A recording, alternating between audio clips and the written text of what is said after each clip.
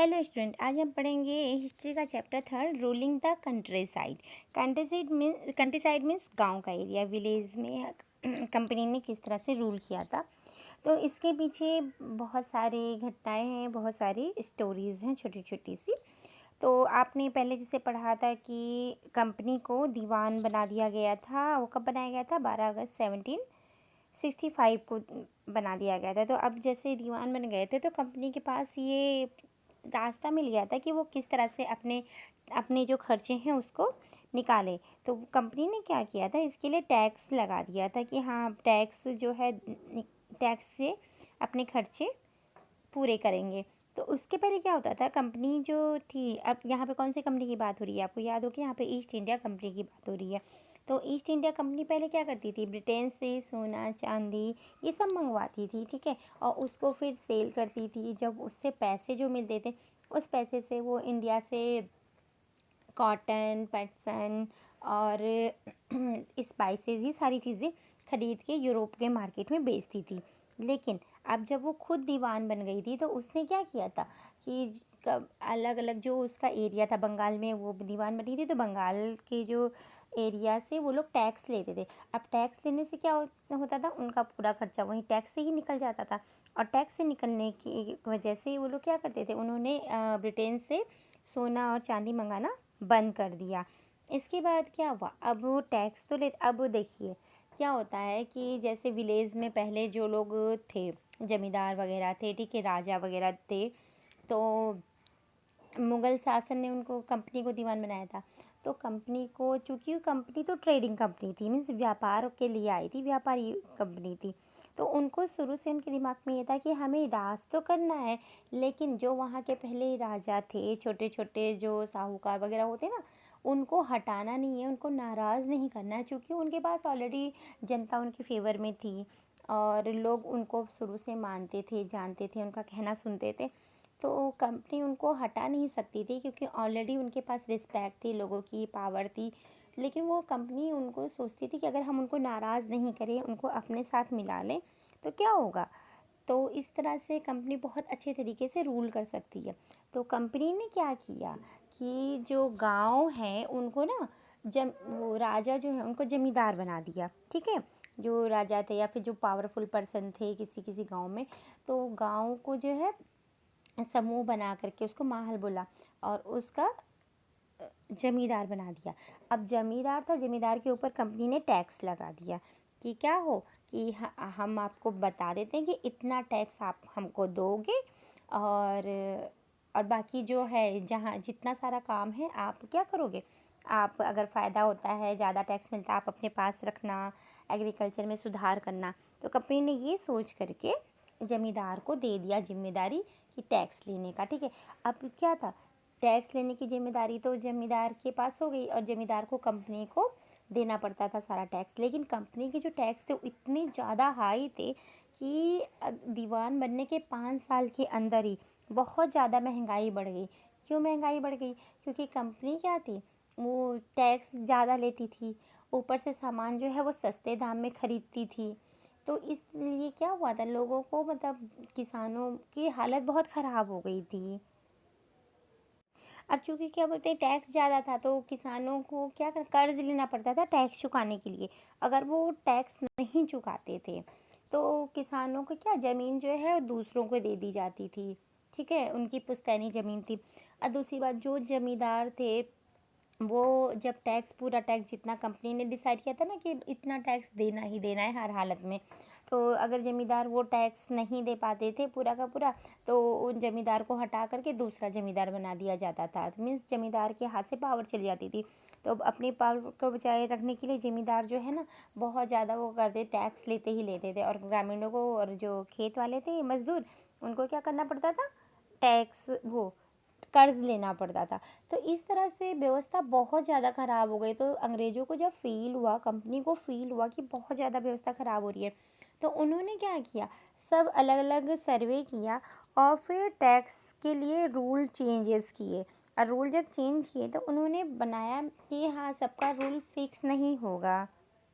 अब जब कंपनी को पता चल गया था कि पुराने जो टैक्स है वो मतलब परेशान कर रहे हैं, तो उन्होंने हॉल्ट मैकेंजी को 1822 में बुलाया जो नई व्यवस्था लागू करे, और उन्होंने क्या हर एक गांव में जाके सर्वे किया, और सर्वे करने के बाद उन्होंने नए नए वो सर्वे के अकॉर्डिंग टैक्स पे और जो रूल्स बनाए थे उनको चेंज किया, और उनको ये बताया कि हाँ कि अलग अलग व्यवस्था होनी चाहिए।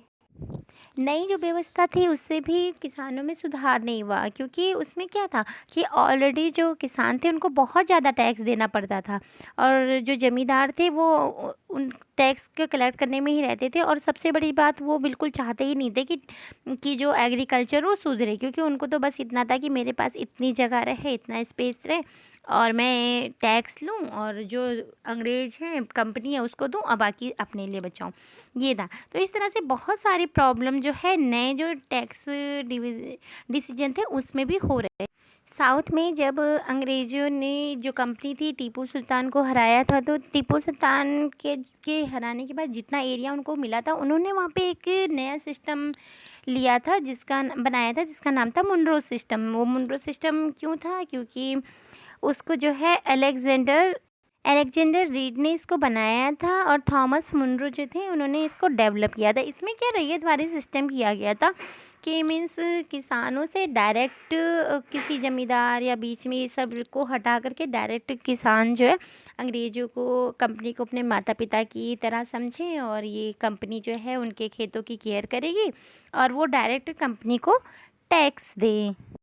लेकिन इसके बावजूद क्या था, सब कुछ ठीक नहीं था, क्योंकि ऑलरेडी कंपनी इतना ज़्यादा टैक्स ले रही थी। टैक्स देने की वजह से ही जो फार्मर थे बहुत ज़्यादा परेशान थे, ठीक है।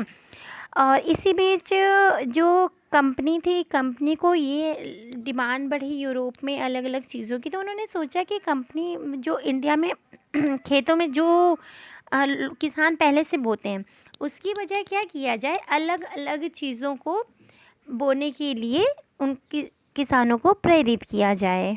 तो कंपनी ने क्या किया, वहाँ उन्होंने देखा यूरोप में क्या क्या चीज़ें डिमांड में हैं, तो कंपनी ने इसके लिए देखा कि यूरोप में ओपियम यानी कि अफीम एंड इंडिगो यानी कि नील जो कलर होता है ना, ब्लू कलर, उसकी बहुत ज़्यादा डिमांड है। स्टूडेंट्स आप ये देख रहे होंगे दो पेंटिंग, इसमें देखिए दिखाया गया है कि दोनों ही पेंटिंग में क्या ब्लू कलर जो है, बैकग्राउंड में देखिए ब्लू कलर जो है ये डार्क ब्लू कलर का यूज़ हुआ है।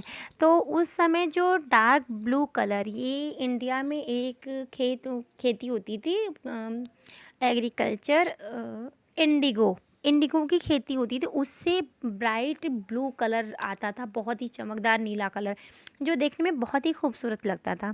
तो जो कंपनी थी उन्होंने सोचा कि इसी की ही खेती की जाए, क्योंकि यूरोप में क्या होता था ब्रिटिश वगैरह में, वो लोग वोडा एक पौधा होता था ना उसके ऊपर डिपेंड थे ब्लू कलर के लिए।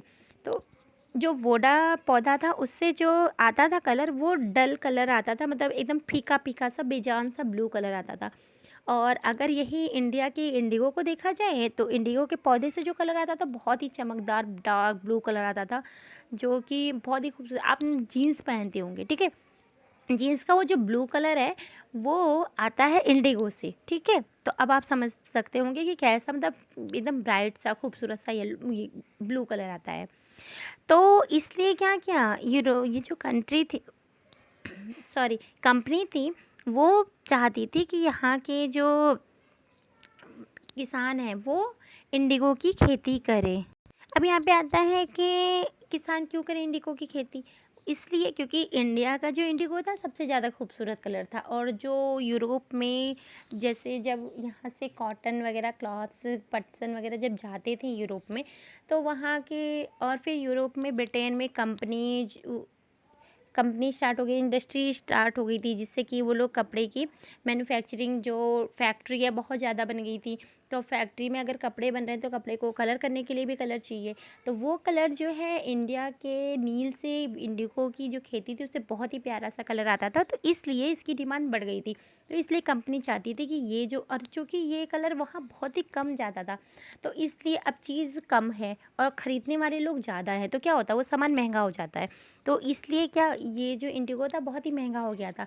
तो यहाँ पे भी कंपनी के बहुत सारे ऑफिसर्स हैं, खेती में बहुत सारा पैसा पैसा लगाए थे इंडिगो की खेती में, और खेती करने के लिए उनको लोन भी मिलता था, जो बैंक थे उनको लोन भी देते थे। और बहुत सारे कंपनी के जो ऑफिसर थे उन्होंने क्या किया था, अपनी नौकरी छोड़ करके इसको खेती को स्टार्ट किया था।